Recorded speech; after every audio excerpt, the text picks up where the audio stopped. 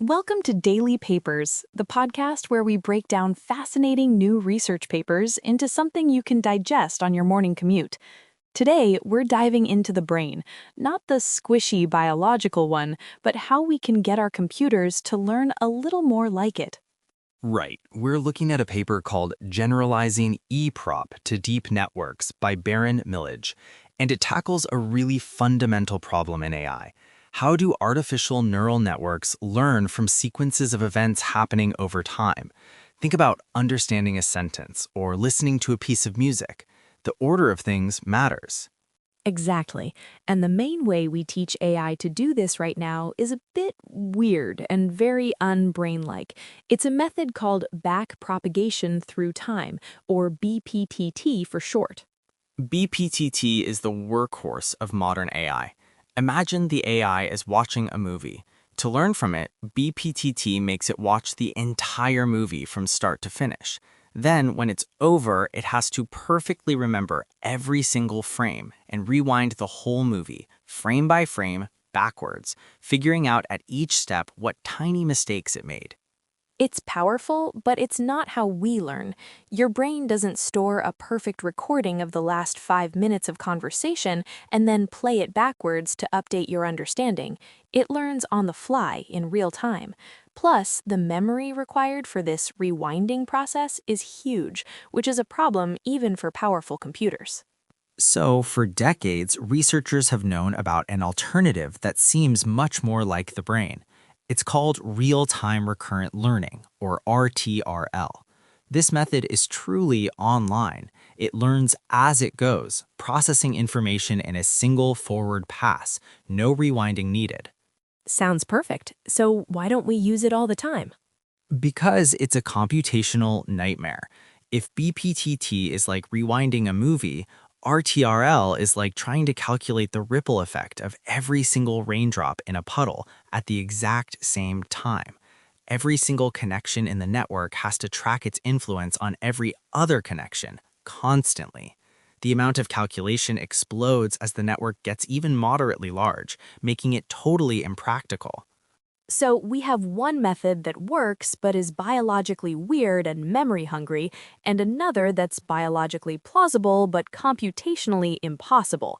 We're stuck between a rock and a hard place. Precisely, which brings us to a clever compromise that came out a few years ago, called EPROP. EPROP is an approximation of that learn-as-you-go RTRL method. It makes a smart simplification that cuts down the computational cost massively, bringing it down to the same level as the old rewinding method. So you get the best of both worlds, the efficiency of the old method, but with the brain-like ability to learn in real time moving forward.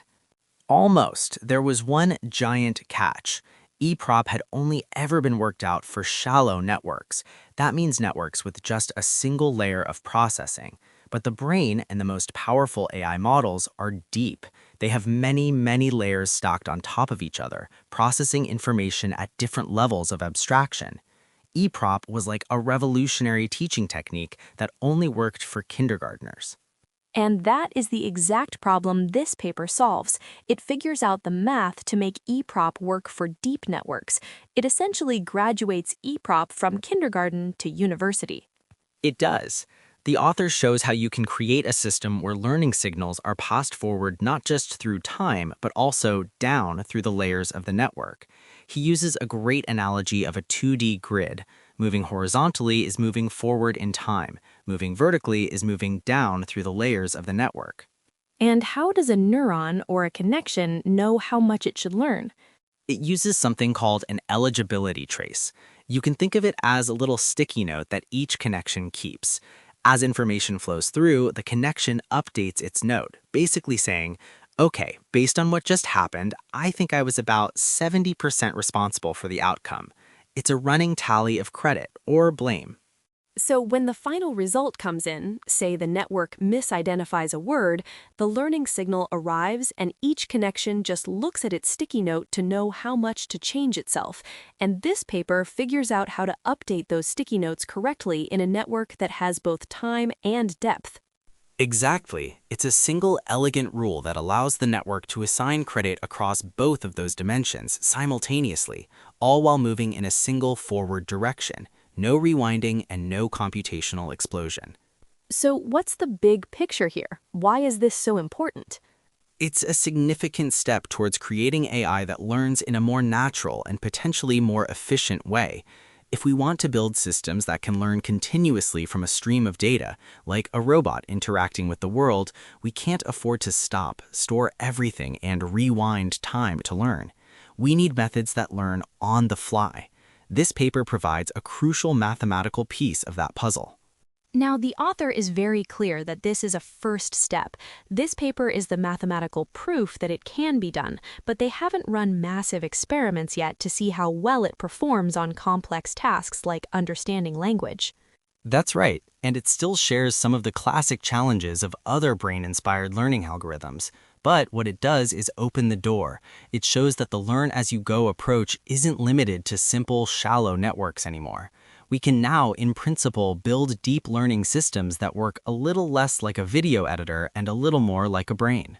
A more plausible, efficient, and forward-looking way for our AI to learn. That's a pretty exciting paper. And that's all the time we have for today. Thanks for tuning in to Daily Papers.